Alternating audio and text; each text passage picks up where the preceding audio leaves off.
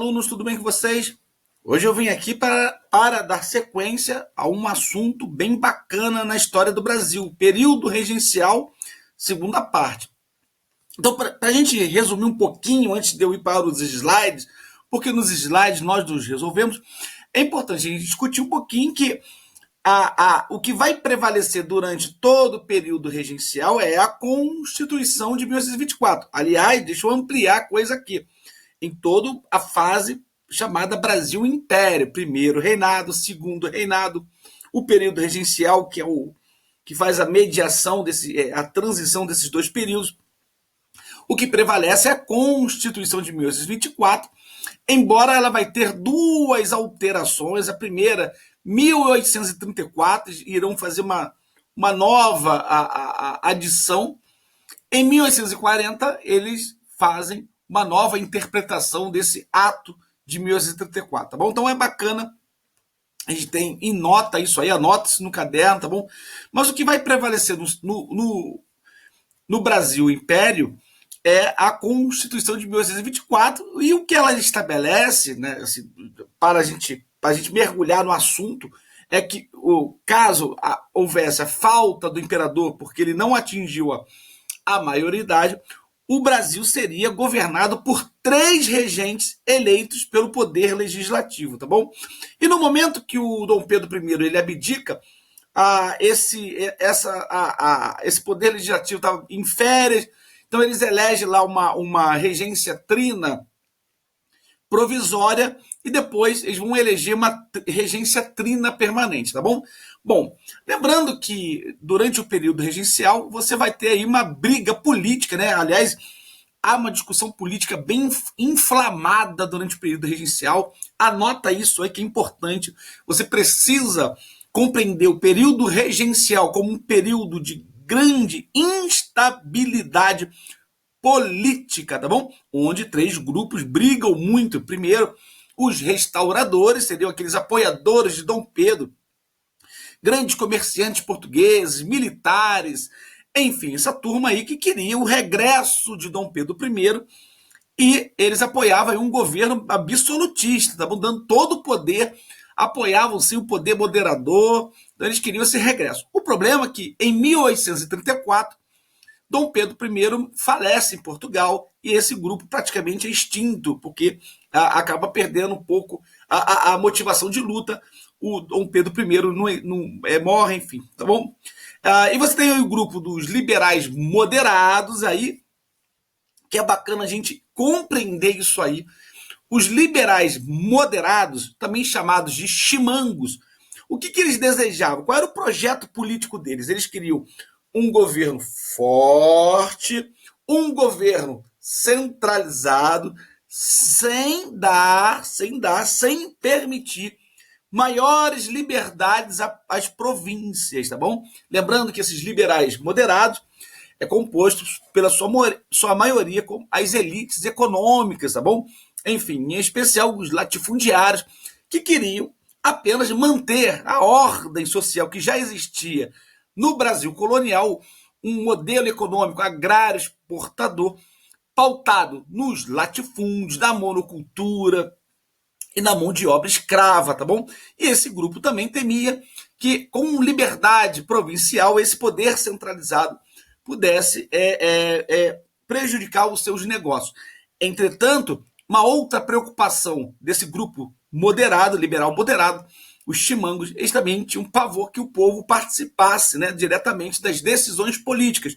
Daí a necessidade de um governo forte, que mantesse o modelo econômico, a ordem social e também o território unificado. Lembrando que foi uma preocupação das elites desde o início, quando o Brasil se constitui como Estado, que o Brasil permanecesse com aquele tamanhão, né, de referências continentais, que é o tamanho do Brasil, né? O Brasil é imenso, então foi uma preocupação da elite, a elite não quis dividir esse território.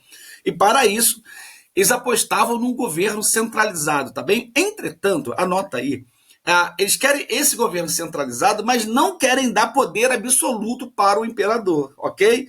Por quê? Eles temem que o Dom Pedro I, com excesso de poder na mão, o imperador, ele pudesse atrapalhar os seus negócios. Tudo bem? Agora, você tem um outro grupo aí, são os liberais exaltados. Os liberais exaltados, eles defendem maior autonomia para as províncias. Então, o que eles pensavam? Eles pensavam que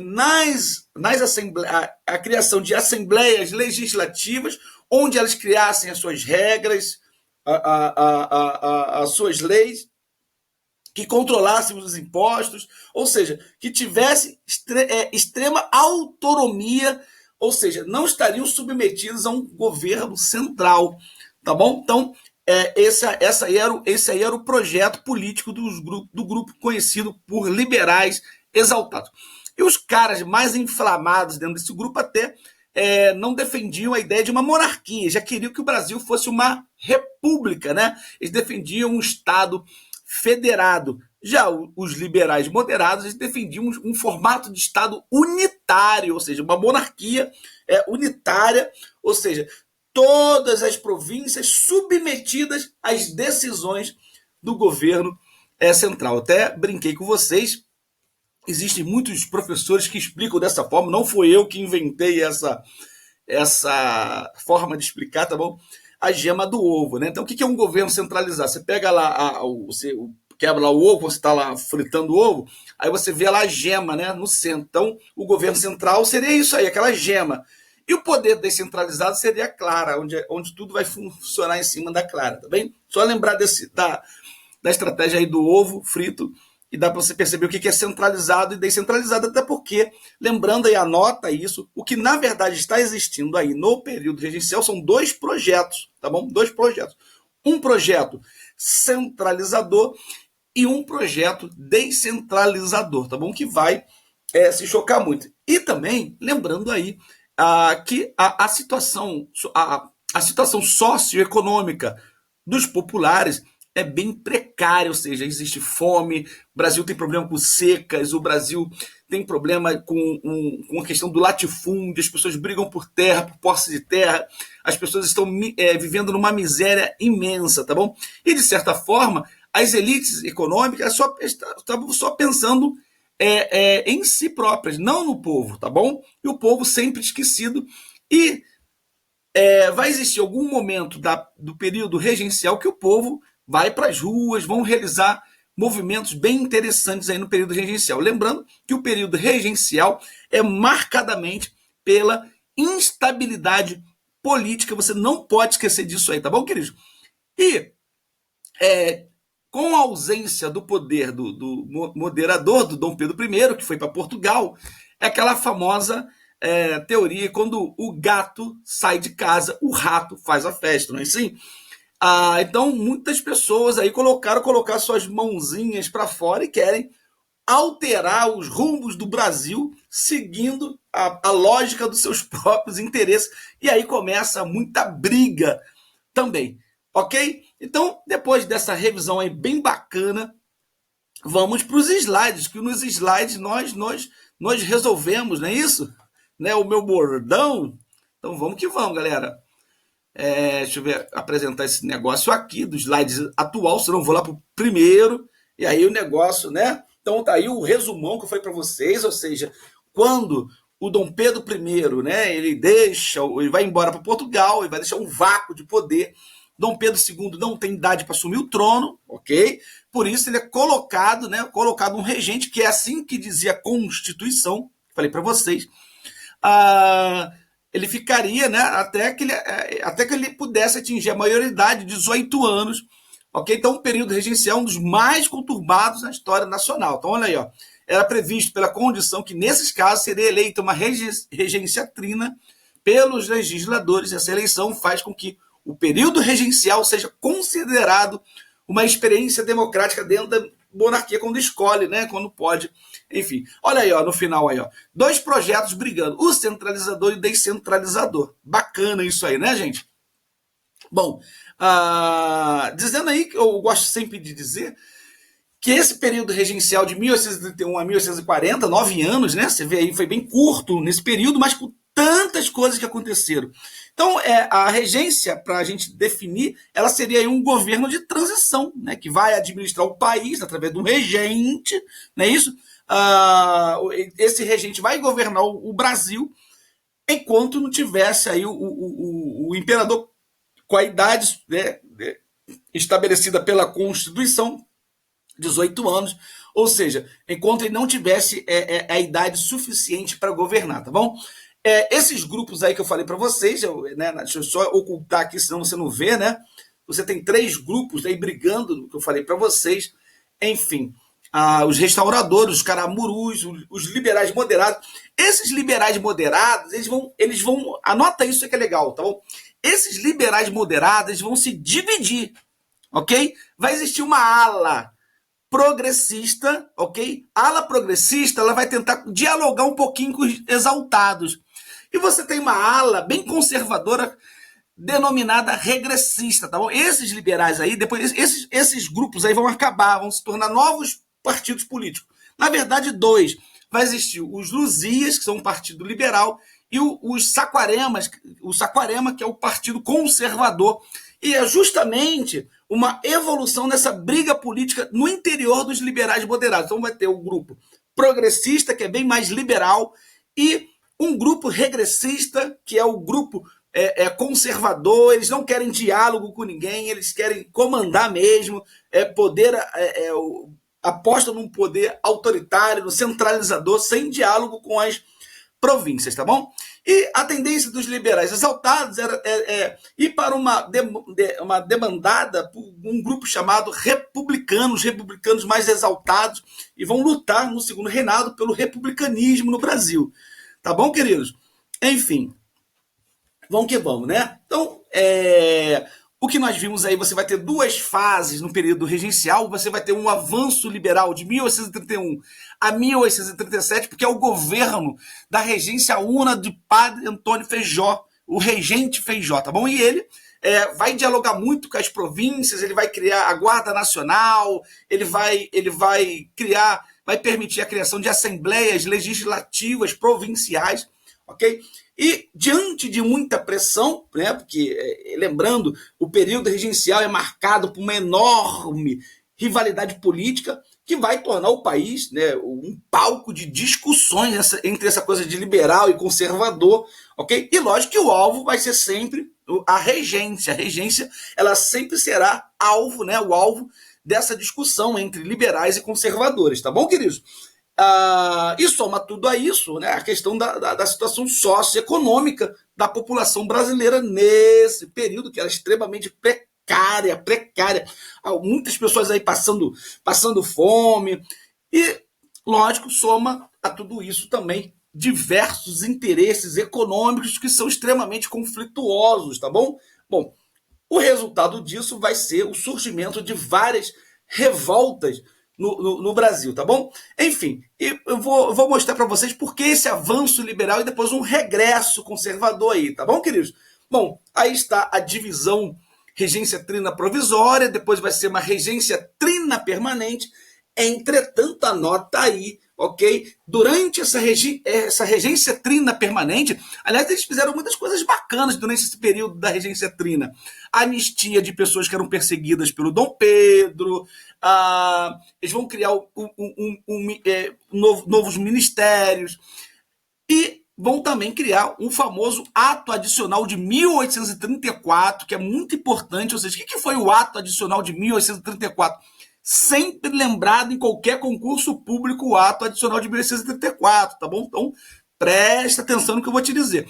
Que foi eu gosto de caracterizar o ato adicional de 1834 como uma grande mudança na própria Constituição de 1824. Eles fazem alterações, né, seguindo seus interesses, tá bom, queridos? Uma das alterações que eles fazem com o ato adicional de 1834 foi a criação de uma regência una, tá bom? Ou seja, não serão mais 3 regentes, apenas um só. E quem vai ser eleito? O padre Diogo Antônio Feijó, tá bom, querido? Eu sempre falo feijão, mas tudo bem. E ele, durante esse ato adicional, eles vão permitir uma coisa muito importante para os liberais, né? Que é a criação de assembleias legislativas das províncias, tá bom? Eles vão permitir isso, que antigamente não podia acontecer. E vai extinguir o Conselho de Estado, que era um instrumento aí de controle do imperador, tá bom, querido? Então, com essas atitudes, com essas mudanças promovidas pelo Ato Adicional de 1834, a ideia era dialogar com os liberais exaltados que queriam, seriam aquelas elites locais que precisavam comandar as suas províncias. E, lógico que tudo é de acordo com seus interesses também. Então, com essas atitudes, principalmente com o Ato Adicional de 1834, repara que eu estou reforçando o tempo todo isso, vai conceder maior autonomia para as províncias, tá bom?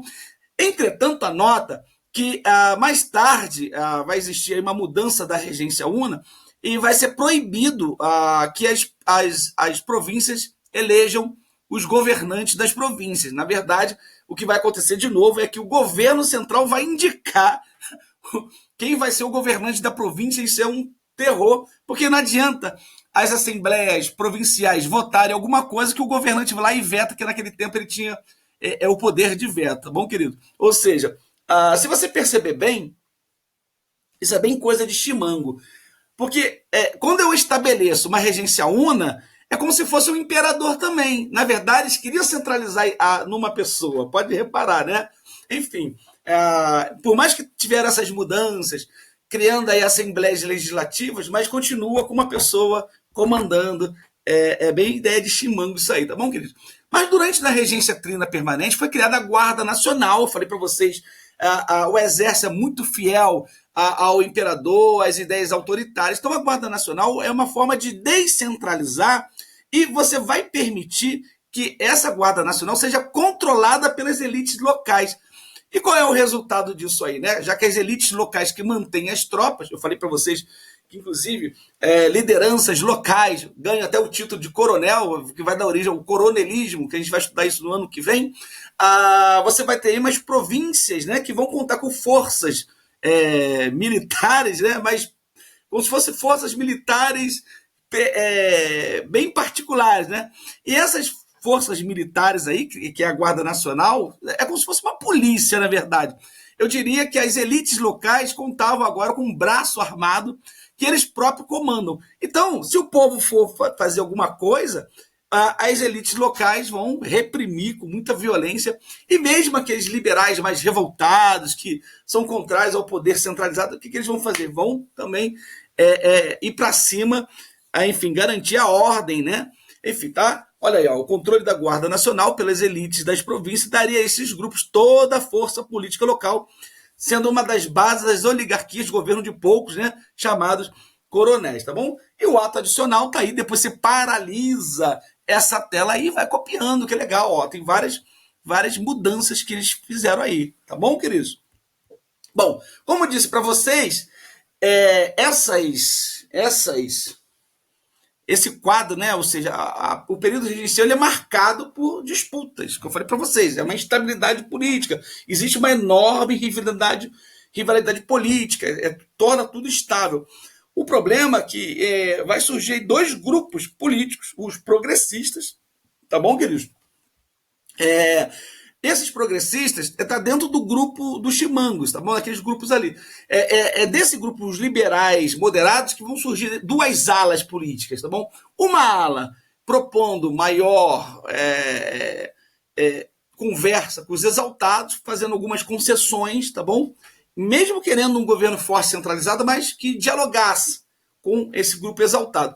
E você tem uma ala que dizia o seguinte: não vai dialogar coisa nenhuma, vamos conservar as coisas do jeito que estão. Eles são super conservadores, tá bom?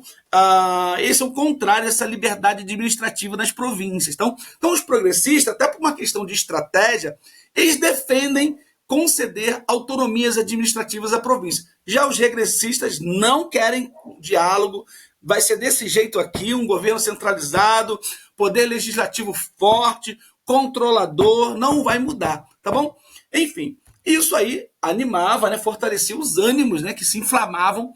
Mais uma vez eu vou dizer para vocês, período regencial, existe aí uma marca, instabilidade política. Essa instabilidade política era provocada pela enorme rivalidade política desses grupos, né?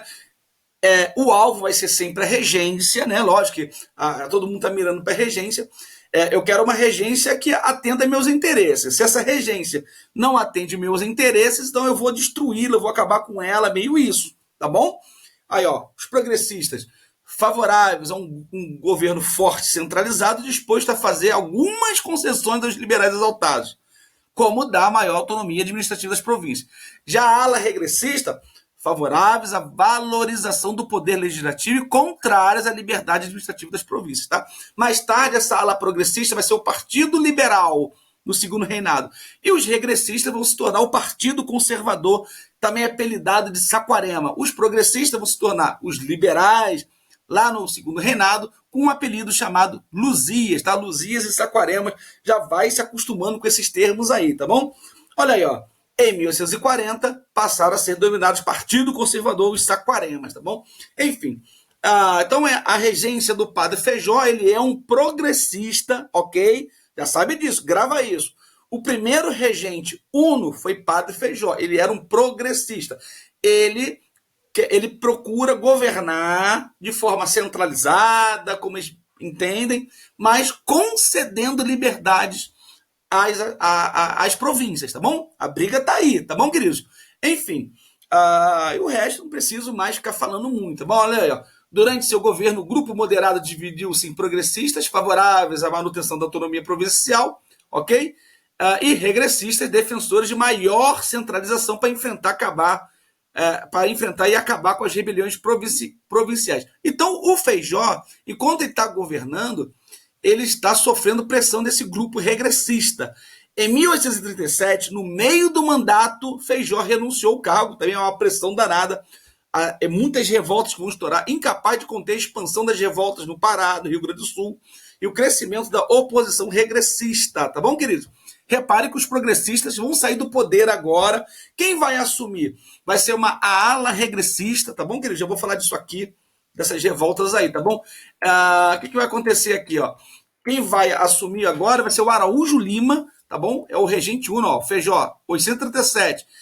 Assume Pedro Araújo Lima, que ele é um regressista, ele é um conservador, e a primeira coisa que ele vai fazer, ele vai interpretar o ato adicional de 1834, que eles não concordam com isso, ou seja, isso vai acontecer uma mudança. O que ele vai fazer? Ele vai limitar o poder das assembleias provinciais.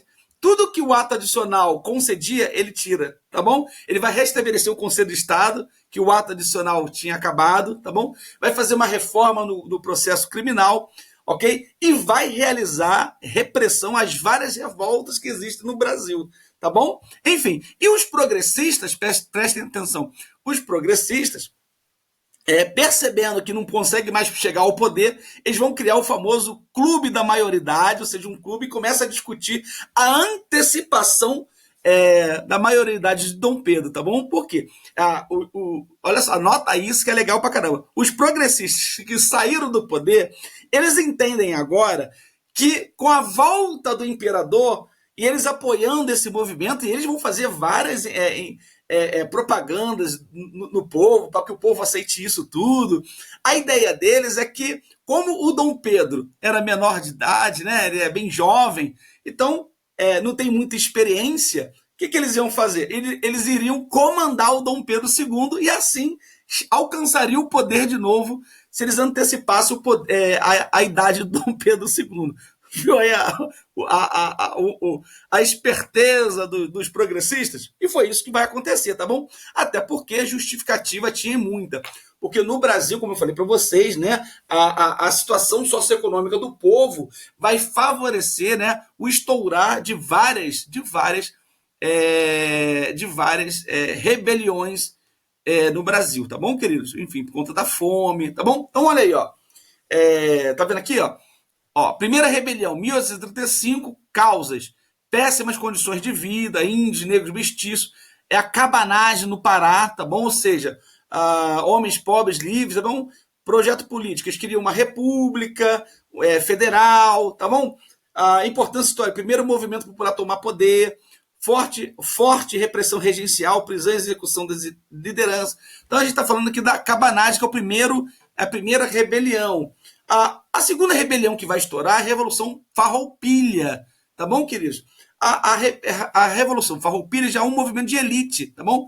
Principalmente porque ela vai demorar maior tempo, ou seja, você tem uma elite que banca essa guerra aí, tá bom? E eles estavam super insatisfeitos com o aumento dos impostos sobre o charque.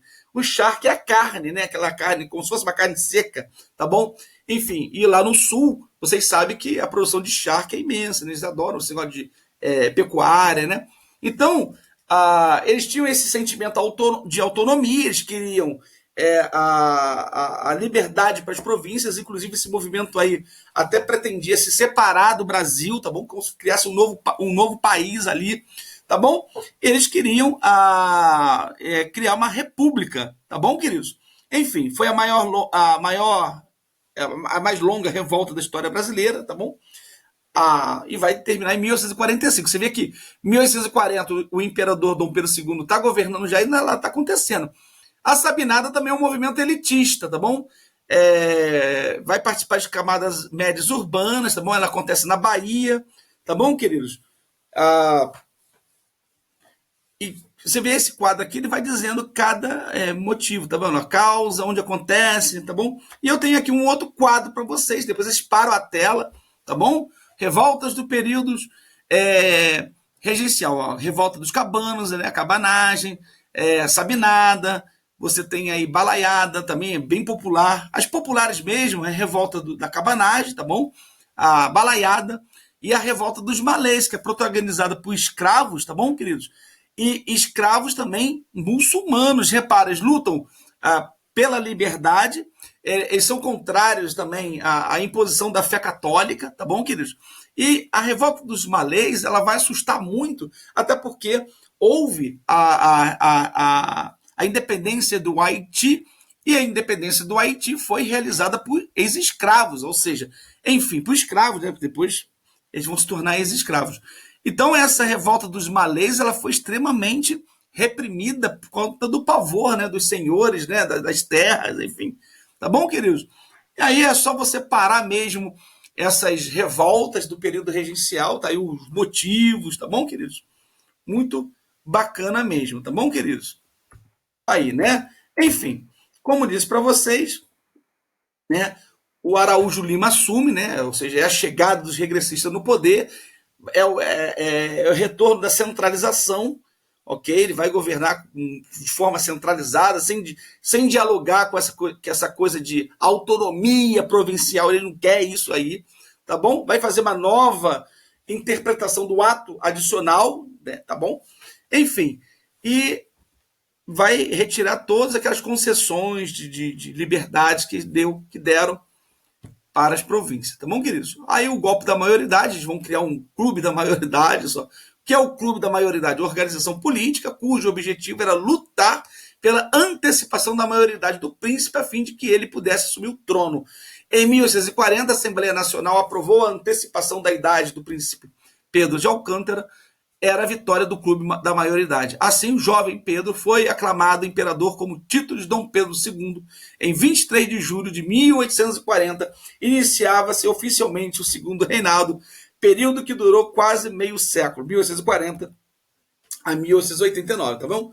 Aí o famoso golpe da maioridade, ele tinha 14 anos, tá bom? Enfim, foi antecipada a idade dele. E aí, gente, tá aí, você vai responder, né, isso aí, tá bom, queridos? Caracteriza o governo realizado pelo Padre Feijó, pelo Araújo Lima, na 3, por que ocorreu a cabanagem, por que ocorreu a balaiada, o que foi sabinada. Aí você faz uma pesquisa para você melhorar a tua resposta, tá bom? Só fiz aquele quadro ali para dar uma ideia para vocês. Por qual motivo a revolta dos malês foi vista com muita desconfiança, né? Ela tem um elemento diferenciado, né, em relação às outras. O que foi e por que ocorreu o golpe da maioridade, tá bom? A própria elite vai entender que é necessário um governo forte, tá bom, queridos? Para conter essa onda separatista, essa coisa de populares na rua, tá bom? Elaborar um resumo sobre o período regencial, lembrando que ela vale 3 pontos para vocês aí, tá bom, queridos? Enfim, espero que vocês tenham gostado dessa aula aí, que ela tenha ajudado vocês. Um abraço.